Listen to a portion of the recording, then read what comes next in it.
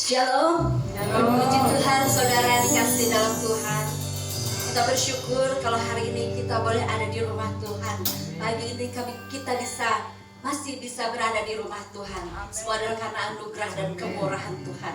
Sebab itu mari saudara seajak kita sama-sama mau bersyukur atas kebaikan Tuhan di hidup kita. Kita mau persembahkan korban, pujian, pengagungan kita kepada Tuhan. Dan kita mau bawa hati kita untuk menyembah Dia. Haleluya.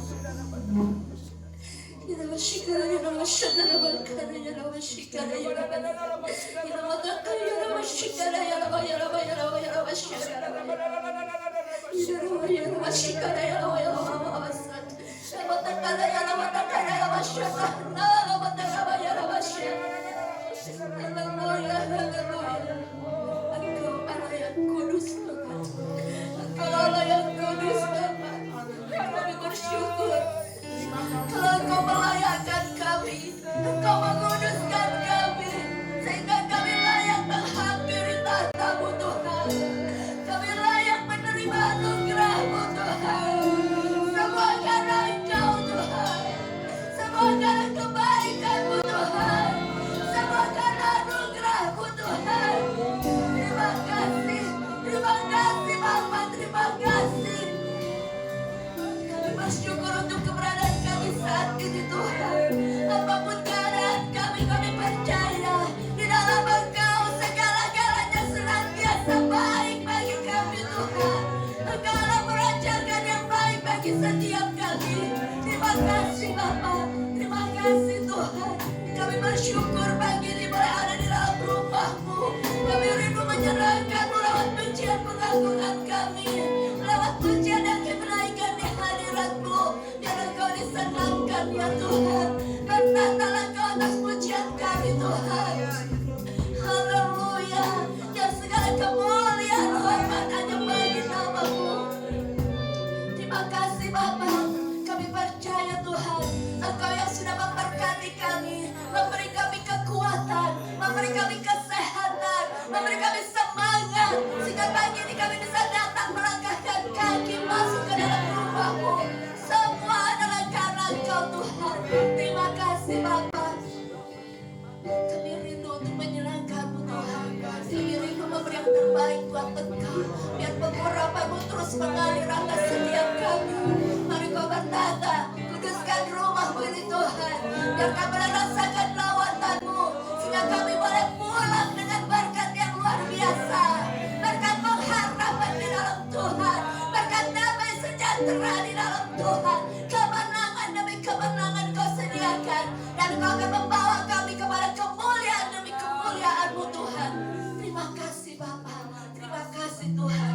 Kami siap meninggikan dan memuliakan Engkau. Kami siap mendengar suara-Mu lewat firman-Mu. Dan kami juga rindu Tuhan memberikan berkat yang sudah Engkau bagikan kepada kami, yang sudah Engkau berikan untuk kami kembalikan kepada-Mu. Karena Engkau yang akan terus menguduskan hidup kami. Ini kami Bapa, anak-anak-Mu, dengan kerendahan hati kami datang kepada-Mu. Dan kami siap untuk memuliakan-Mu saat ini Tuhan. Kami percaya segala pekerjaan kuasa iblis, roh jahat, penguasa udara sudah dipatahkan di dalam nama Tuhan Yesus. Sehingga kami boleh bebas memuji Tuhan. Kami bebas bersuka cita di hadirat Tuhan. Kami juga boleh mendengar firman Tuhan dengan sungguh-sungguh. Karena Roh Kudus-Mu yang menguasai kami. Terima kasih Bapa. Kami buka ibadah kami hanya di dalam satu nama. Nama di atas segala nama. Nama Yesus Kristus yang adalah Tuhan dan Juru Selamat kami. Haleluya. Semua katakan amin. Puji Tuhan saudara. Silakan duduk saudara.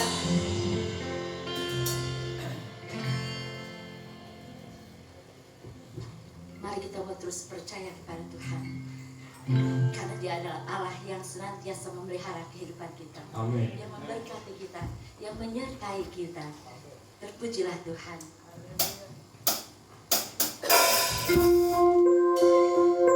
Tidak ada yang mustahil bagi Tuhan, saudara.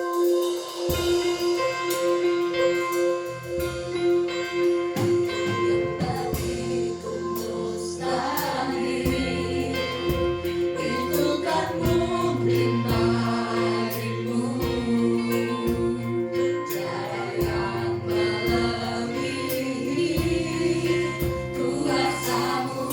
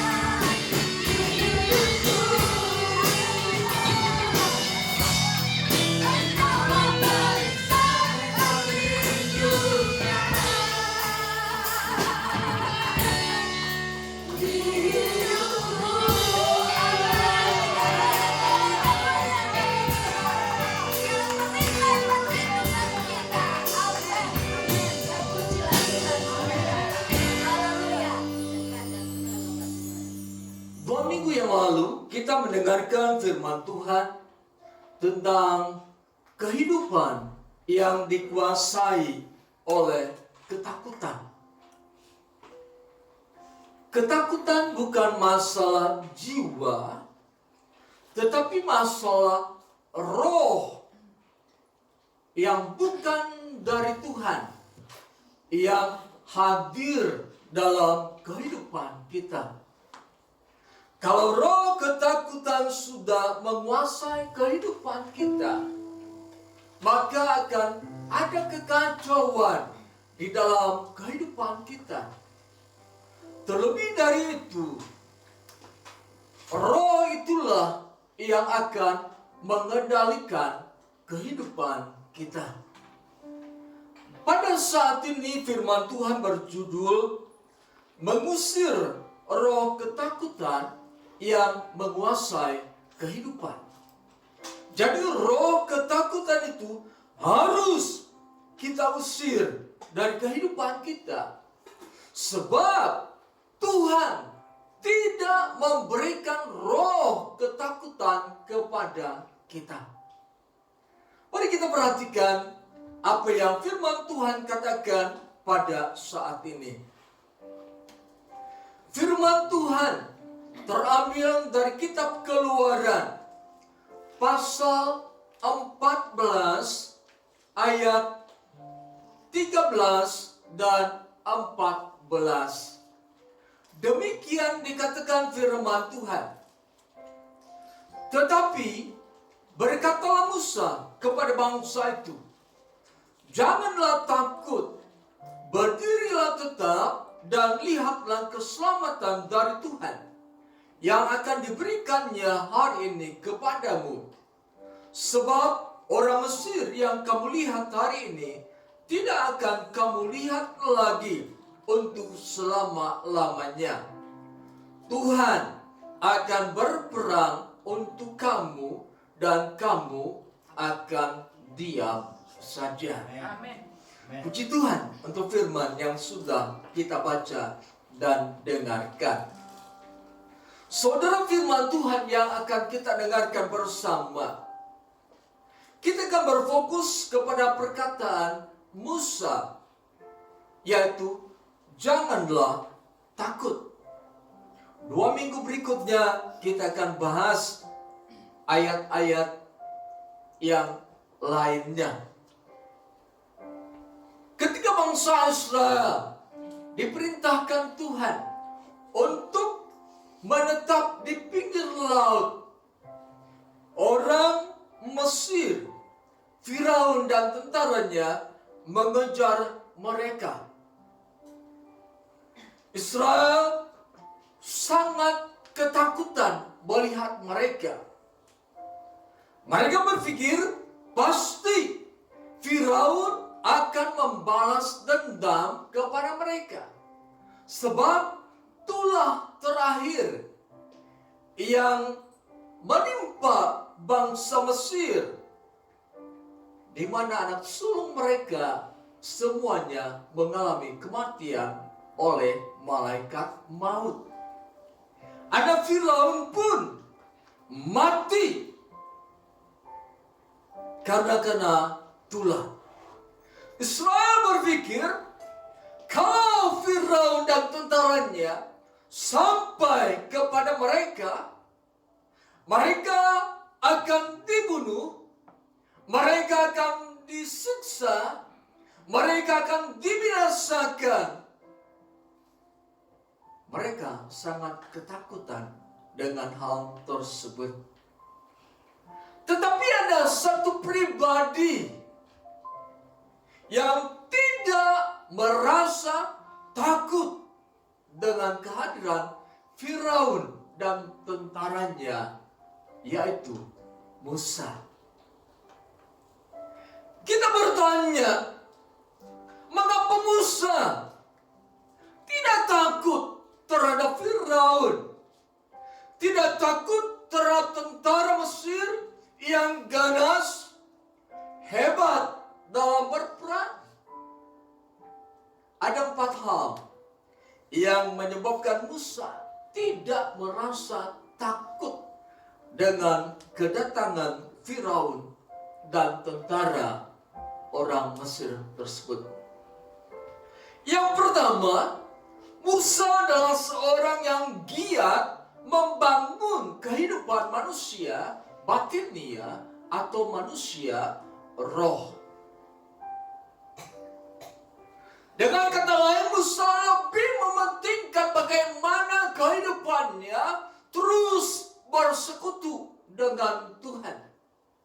Terus mengadakan satu komunikasi dengan Tuhan. Terus menyediakan waktu agar dia bisa dan selalu berkomunikasi dengan Tuhan. Tidak pernah terpikir dalam diri Musa untuk membangun manusia lahiriahnya dengan segala kemewahan yang dia miliki. Dia membangun manusia batiniahnya. Nah, manusia batiniah inilah yang menyebabkan Musa berkata, janganlah takut. Mari kita perhatikan kitab Ibrani. Ibrani pasal 11 ayat 24 sampai dengan 28. Karena iman, maka Musa setelah dewasa menolak disebut anak putri Firaun.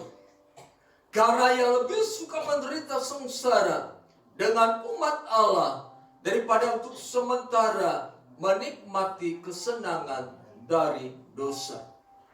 Ia menganggap penghinaan karena Kristus sebagai kekayaan yang lebih besar daripada semua harta Mesir. Sebab pandangannya ia arahkan kepada upah. Karena iman, maka ia telah meninggalkan Mesir dengan tidak takut akan murka raja. Ia bertahan sama seperti ia melihat apa yang tidak kelihatan.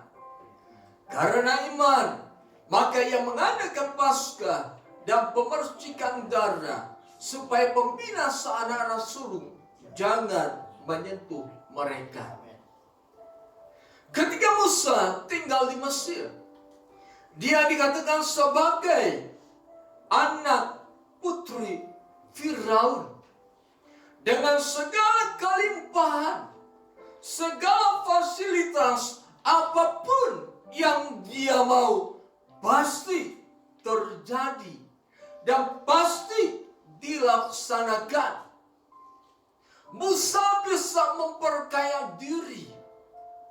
Musa bisa membangun manusia jasmaninya seelok banget, sehebat banget.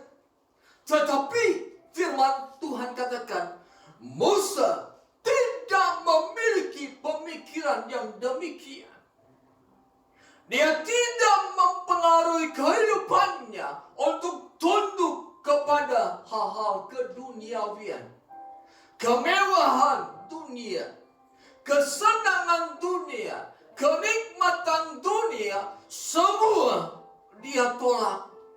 Yang ada di dalam kehidupannya, bagaimana hidup berkenan kepada Allah. Yang ada di dalam dirinya, bagaimana dia mengerti kehendak Allah. Bagaimana dia tahu apa yang harus dia lakukan. Yang ada di dalam dirinya adalah pemikiran yang berfokus kepada Tuhan, bukan kepada dirinya sendiri. Saudara yang dikasih dalam nama Yesus Kristus, sikap seseorang yang giat membangun kehidupan manusia roh atau manusia batinia, inilah pribadi-pribadi yang akan sanggup menghadapi segala tantangan dalam kehidupannya. Inilah pribadi yang akan menjadi pemenang atas setiap kemelut di dalam kehidupannya. Inilah pribadi yang tidak akan merasa takut dengan keadaan pada saat-saat ini. Ketakutan sedang melanda dunia. Di manapun manusia berada, mereka merasa ketakutan. Firman Tuhan sudah digenapi. Beberapa negara sedang berperang pada saat ini. Satu belum selesai dalam peperangan. Muncul peperangan yang kedua. Yang ketiga juga muncul. Belum lagi terjadi peperangan antar suku dan lain-lain. Hal ini sungguh menakutkan. Banyak orang-orang kata, kami takut mati dengan peperangan ini. Kami takut binasa dengan peperangan ini. Kami masih tetap ingin hidup, menikmati kebahagiaan duniawi. Kami ingin memperkaya diri. Kami ingin mengalami kesuksesan dulu. Kami ingin menikmati segala fasilitas yang disediakan oleh dunia. Saudara yang dikasih dalam nama Yesus Kristus, Rasul Paulus berkata kepada Timotius, sadar, hari ini adalah hari-hari yang jahat. Hari-hari yang sukar. Kesukaran inilah yang menyebabkan manusia takut di dalam menghadapi hari-hari yang akan datang. Mereka mengalami kelaparan. Mereka dipenuhi dengan ketakutan, takut mati karena kelaparan ini. Mereka mengalami suatu proses di mana muncul ketakutan tentang apa yang akan mereka makan dan minum. Mereka tidak memiliki uang. Mereka berpikir bagaimana bisa mendapatkan makan dan minum kalau tidak mempunyai uang. Mereka dipenuhi dengan ketakutan. Tetapi orang-orang yang membangun dirinya, membangun roh yang ada di dalam kehidupannya, membangun manusia batiniannya, dia akan menatap masa depan. Dia akan menatap keadaan dunia yang sukar ini bukan berdasarkan pandangan mata jasmani, tetapi berdasarkan iman yang dia miliki. Sekalipun dunia mengalami kesukaran, orang yang membangun kehidupan manusia batiniannya akan terjadi kegenapan firman Tuhan. Sekalipun beribu-ribu orang rebah di sisi kanan, dia tidak akan rebah. Amin. Kenapa? Dia percaya Allah memelihara kehidupannya. Dia percaya Allah sanggup mengadakan mujizat bagi orang-orang yang beriman kepadanya. Yang kedua, kenapa Musa berkata kepada bangsa Israel, jangan takut. Mengapa Musa tidak mengalami ketakutan? Sekalipun Firaun dan tentaranya akan menghampiri Musa dan bangsa Israel. Yang kedua, karena Musa mengalami perjumpaan dengan Tuhan. Orang yang mengalami perjumpaan dengan Tuhan akan memiliki kekuatan iman di dalam dirinya. Orang yang sering berjumpa dengan Tuhan akan mendapat kekuatan daripada Tuhan.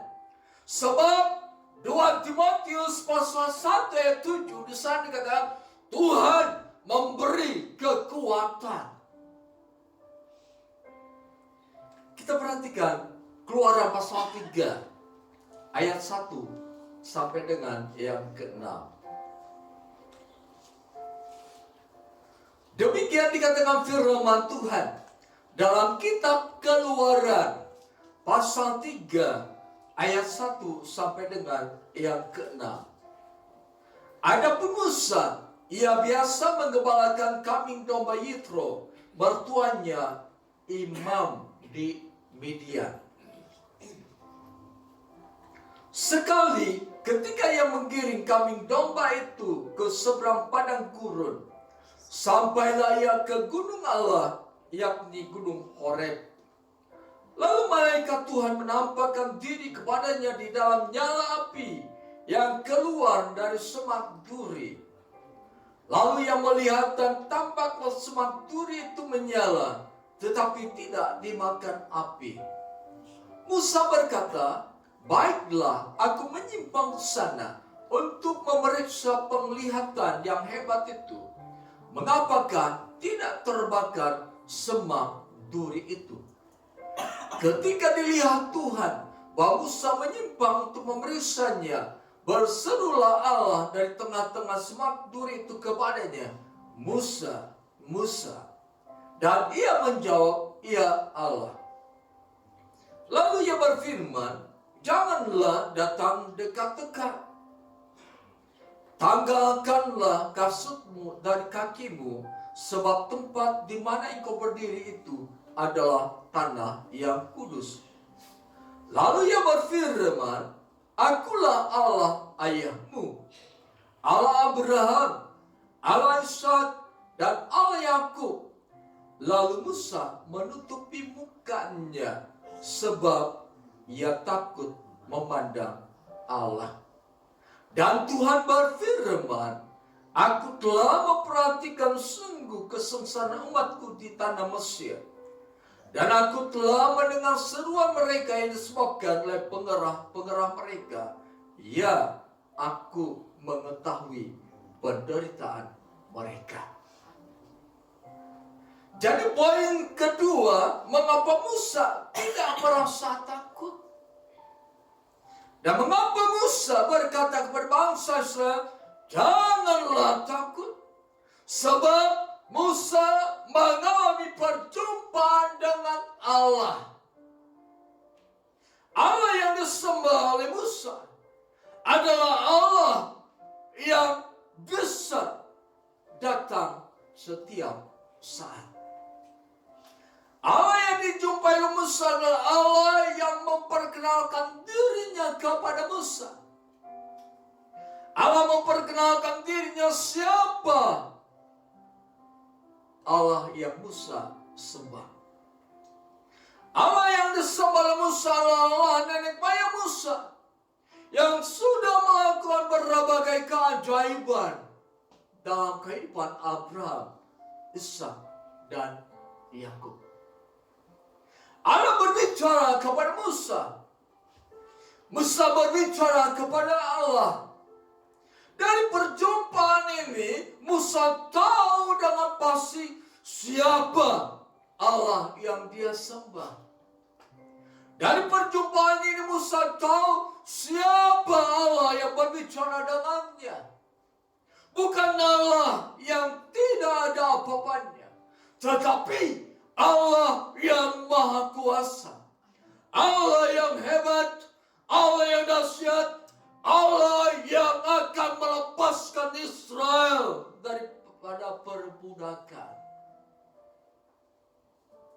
Dengan mengetahui Allah dan kepribadiannya, dengan mengetahui segala firman Allah, Musa tidak memiliki rasa takut dalam dirinya. Banyak orang merasa ketakutan tentang zaman yang sedang berlangsung ini. Karena apa? Kurang mengalami perjumpaan dengan Tuhan. Tidak mau berupaya bagaimana menyediakan waktu bagi Tuhan. Tidak mau berkomunikasi dengan Tuhan. Tidak mau bersatu teduh di hadapan Tuhan. Tidak mau menyembah Tuhan. Tidak mau menyediakan waktu untuk baca Alkitab. Tidak mau bersekutu. Tidak mau memuji Tuhan. Saudara, Allah yang kita sembah adalah Allah yang datang kepada kita. Dia ingin kita membuka hati. Dia ingin kita menyediakan waktu. Dia ingin kita berpikir tentang Allah. Mempelajari tentang Allah. Siapa Allah yang kita sembah. Jangan sampai kita hanya mendengar firman, namun tidak mengetahui siapa yang kita sembah. Jangan sampai kita dalam gereja Tuhan, tetapi tidak memiliki hubungan pribadi dengan Tuhan. Tuhan ingin terciptanya dalam diri kita hubungan pribadi antara Dia dengan kita. Seperti Allah memiliki hubungan pribadi dengan Musa. Nah, hubungan pribadi antara Allah dengan Musa inilah yang memunculkan dalam kehidupan Musa satu keadaan untuk tidak takut terhadap Firaun dan Mesir. Saudara yang dikasihi dalam nama Yesus Kristus, alamilah perjumpaan dengan Tuhan. Alamilah terus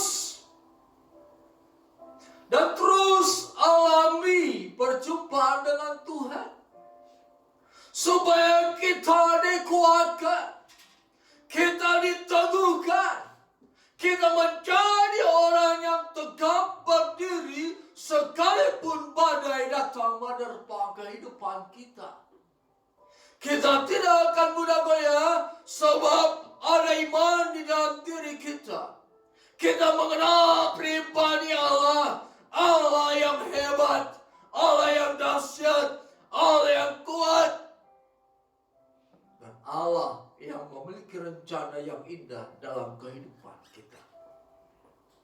Allah yang menetapkan masa depan kita penuh pengharapan.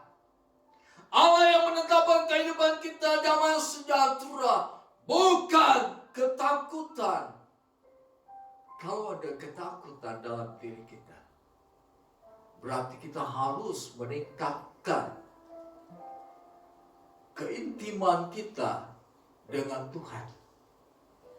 Lewat baca Alkitab, lewat doa, lewat merenungkan firman Tuhan. Pemazmur katakan merenungkan firman Tuhan siang dan malam. Sediakan waktu untuk Tuhan. Sekalipun mungkin kita berkata, kami sibuk dengan pekerjaan. Tidak ada waktu untuk bersekutu dengan Tuhan. Tidak ada waktu untuk bertemu dengan Tuhan. Saudara, bukankah waktu itu Tuhan yang memberikan kepada kita? Mengapa kita mengambil waktu yang Tuhan berikan untuk kepentingan diri kita sendiri?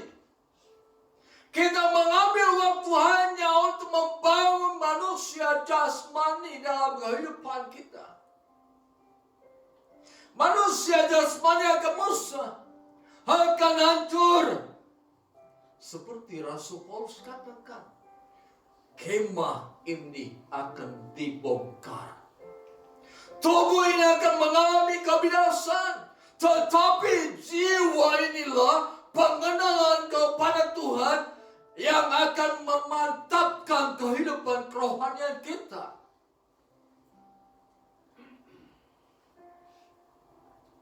Kita bisa berkata kepada segala kesukaran, segala ancaman dalam kehidupan ini, kita bisa berkata, aku tidak takut. Sebab ada Allah yang melindungi aku. Ada Allah yang selalu beserta denganku. Dia menjadi pelindungku. Dia menjadi panglima perangku. Dia Allah yang selalu beserta denganku. Musa mengalami perjumpaan dengan Tuhan. Ketika Musa berjalan, dia melihat semak turi yang bernyala-nyala.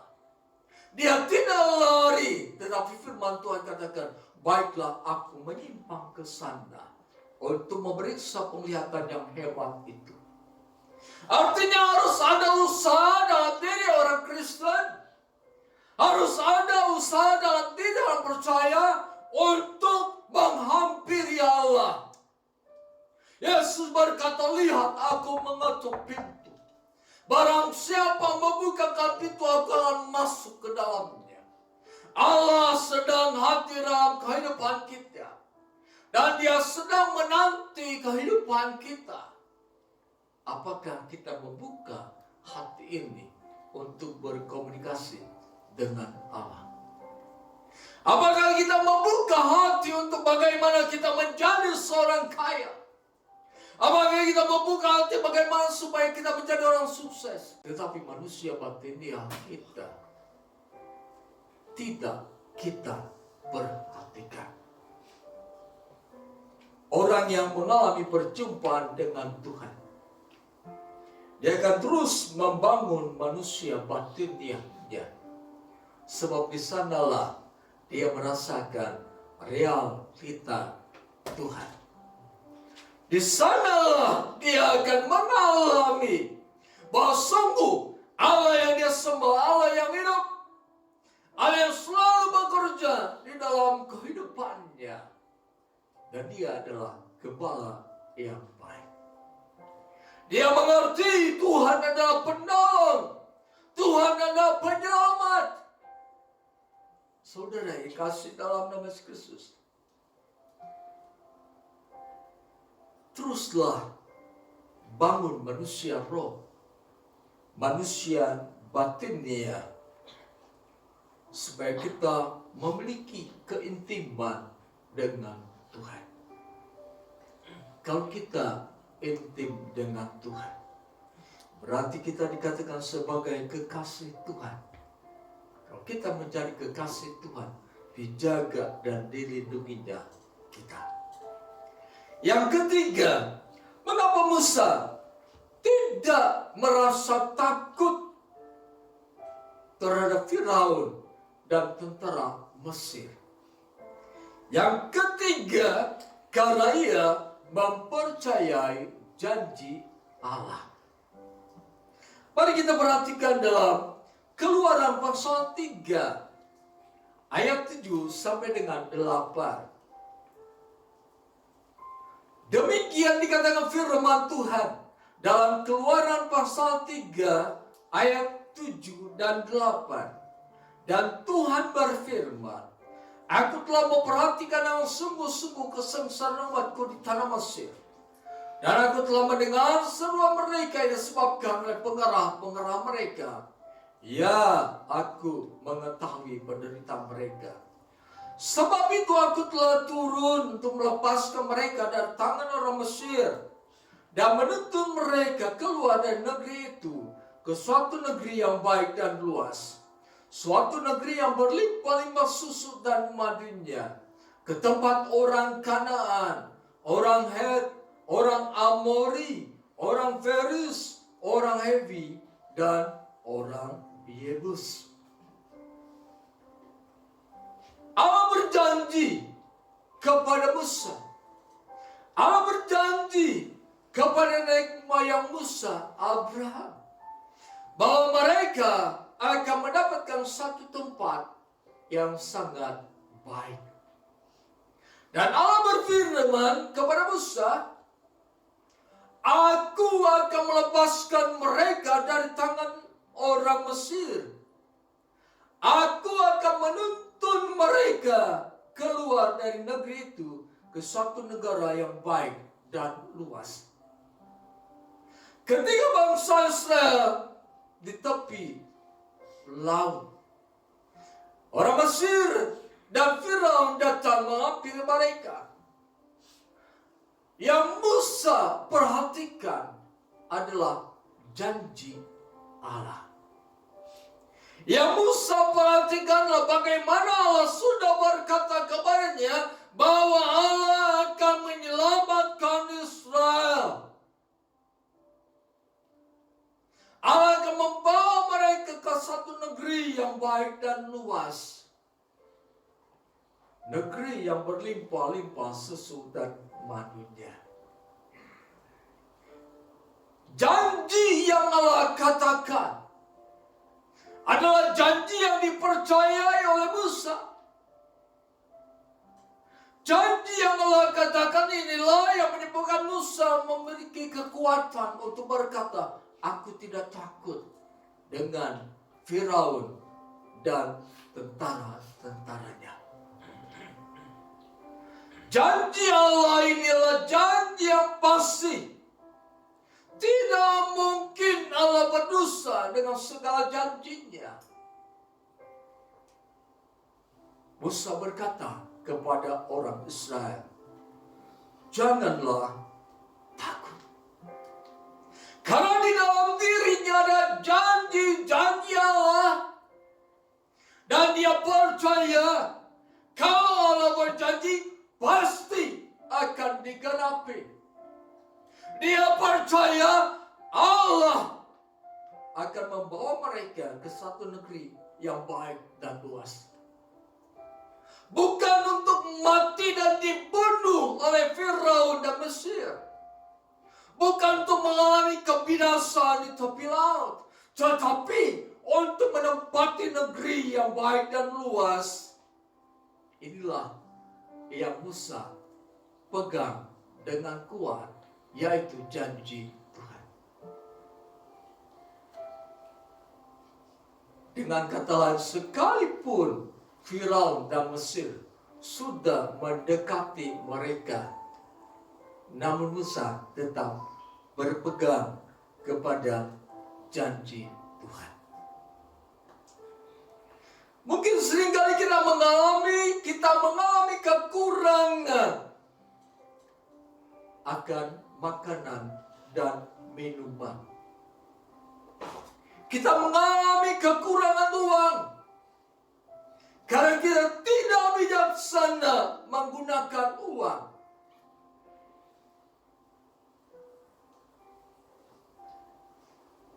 Allah berfirman, aku sekali-kali tidak akan membiarkan kamu. Aku sekali-kali tidak akan meninggalkan kamu. Orang yang berpegang kepada janji Tuhan, dia akan terus memegang janji Tuhan sampai realita janji Tuhan itu menjadi nyata dalam kehidupannya. Sekalipun pada saat itu dia belum melihat,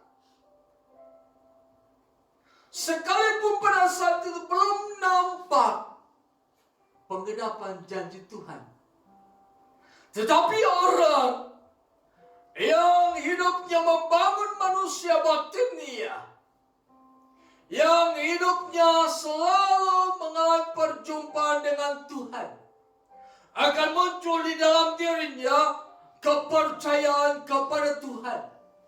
Bukan hanya percaya kepada Tuhan, tetapi juga percaya kepada janji-janji Tuhan. Saudara, kalau Tuhan berjanji, dia pasti akan menggenapinya. Yang menjadi masalah bukan bagaimana janji Allah digenapi. Yang jadi masalah adalah bagaimana kita seringkali tidak berpegang teguh kepada janji Tuhan. Kita mudah diombang-ambingkan oleh keadaan dunia ini. Allah berfirman, aku merancangkan damai sejahtera dalam kehidupanmu. Dunia berkata, bagaimana engkau mendapatkan damai sejahtera kalau tidak mempunyai uang? Bagaimana engkau mendapatkan damai sejahtera kalau mengalami hal makanan dan minuman yang selalu berkekurangan? Bagaimana engkau mengalami damai sejahtera kalau terus-terusan engkau sakit? Bagaimana engkau mengalami damai sejahtera kalau terus-terusan mengalami permasalahan dalam kehidupan ini? Damai sejahtera bukan merupakan apa yang kita dapatkan dan kita nikmati. Damai sejahtera bukan berasal dari luar, tetapi dari dalam diri kita. Karena apa? Manusia batinnya kita. Pengalaman hidup kita bersama dengan Tuhan dan berpegang pada janji-janji Tuhan apapun keadaan sekeliling kita, damai sejahtera akan tetap tinggal dalam kehidupan kita. Jadi harus kita mempercayai janji-janji Tuhan. Nantikan janji Tuhan sampai digenapi dalam kehidupan kita. Ketika kita menunggu janji Tuhan, bangun manusia batin yang kita. Ketika kita menunggu janji Tuhan, terus berikan waktu agar kita bisa bersekutu dengan Tuhan. Ketika kita menanti janji Tuhan, percayai akan janji itu. Mengapa janji Tuhan tidak terjadi dalam kehidupan kita? Bukan Allah yang ingkar janji, tetapi kita yang berubah. Kita yang mengalami perubahan pikiran, sehingga kita lebih mempercayai dunia dan segala isinya. Dan kita berkata, dunia dan segala isinya sudah ada di depan mata kita.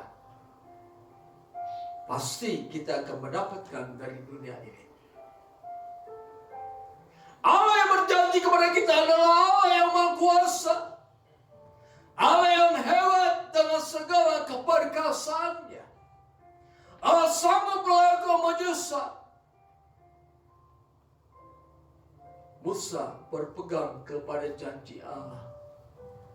Mereka akan keluar dari Mesir, dan Allah akan membawa mereka ke satu negeri yang berlimpah-limpah susu dan madunya. Saudara yang dikasihi dalam nama Yesus Kristus, apapun kesibukan kita, apapun yang orang janjikan kepada kita, apapun yang kita harapkan dari orang-orang lain, mereka bisa ingkar janji, tetapi Tuhan tidak mungkin ingkar janji. Sebab janji Tuhan itu murni. Janji Tuhan itu selalu dan selalu akan digenapi dalam kehidupan kita. Yang menjadi masalah diri kita, apakah tetap mengimani janji Tuhan atau kita mulai goyang. Sebab Yakobus katakan, ketika kita mendua hati, jangan harapkan kita mendapatkan sesuatu dari apa yang kita doakan. Dengan kata lain, janji Allah akan diberikan kepada mereka yang hatinya penuh dengan kepercayaan bahwa janji Allah itu akan digenapi dalam dirinya. Tetapi kalau tidak memiliki kepercayaan, sukar bagi Allah untuk menggenapi janji itu dalam kehidupan kita.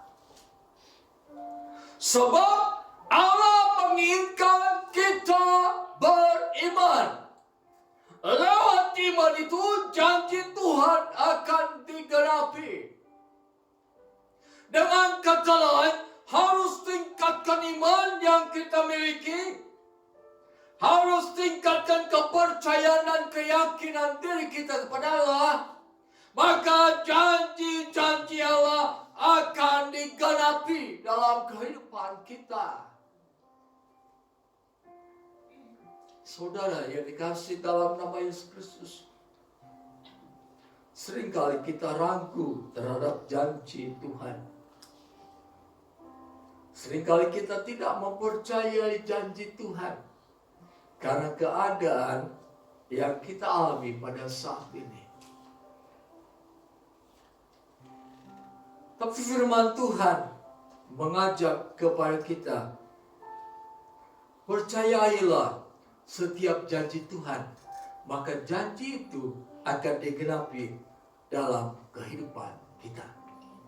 Yang keempat, mengapa Musa tidak merasa takut dengan kedatangan Firaun dan tentara Mesir? Sebab Musa sudah menyaksikan, sudah mengalami perbuatan-perbuatan Allah yang luar biasa. Nah, di dalam Keluaran pasal 7 sampai 12, di sana diceritakan tentang 10 tulah, 10 hukuman yang Allah berikan kepada bangsa Mesir. Musa melihat betapa Allah itu Allah yang Maha Kuasa. Kalau kita perhatikan Keluaran pasal 7, Keluaran pasal 7 ayat 14 sampai dengan 25. Tulah pertama air menjadi darah. Keluaran pasal 8, tulah kedua katak. Tulah ketiga nyamuk. Lalat pikat. Tulah kelima penyakit sampar pada ternak. Tulah yang keenam bara. Yang ketujuh hujan es. Kedelapan belalang. Kemudian ke-9 gelap gulita. Dan ke-10 kematian anak sulung bangsa Mesir. Ini merupakan satu perbuatan Allah yang sangat hebat, sangat luar biasa. Pada tulah pertama dan kedua, orang-orang pintar di Mesir, para dukun, bisa meniru apa yang Musa lakukan. Tetapi dalam tulah yang ketiga dan seterusnya, mereka tidak bisa melakukannya. Musa menyaksikan bagaimana orang-orang pintar di Mesir, orang-orang yang ilmunya tinggi, tidak bisa melakukan seperti yang Allah lakukan.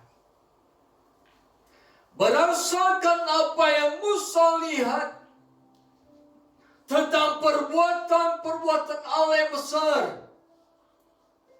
maka Musa tidak menjadi takut dengan kedatangan Firaun dan tentara Mesir. Sebab Musa memiliki kepercayaan bahwa Allah yang dia sembah adalah Allah yang hebat. Allah yang Maha Kuasa dapat melakukan mujizat. Sehingga Musa berkata, aku tidak takut dengan Firaun dan tentaranya. Aku tidak takut walaupun mereka bermaksud membunuh Israel.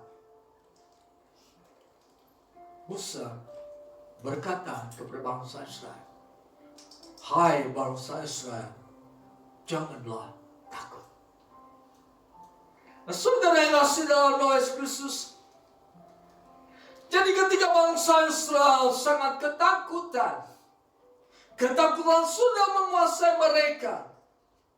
Tetapi Musa sama sekali tidak ada rasa takut dalam manusianya. Manusia batin dia berkata, jangan takut. Manusia rohnya berkata, jangan takut. Dan Musa berkata berbangsa, janganlah takut. Saudara yang dikasih dalam nama Yesus Kristus, kalau saudara sudah dikuasai oleh roh ketakutan dalam hal keuangan, dalam hal makan dan minum, dalam hal mata pencarian, dalam hal masa depan saudara, tolak ketakutan itu. Sebab ketakutan bukan berasal dari Allah.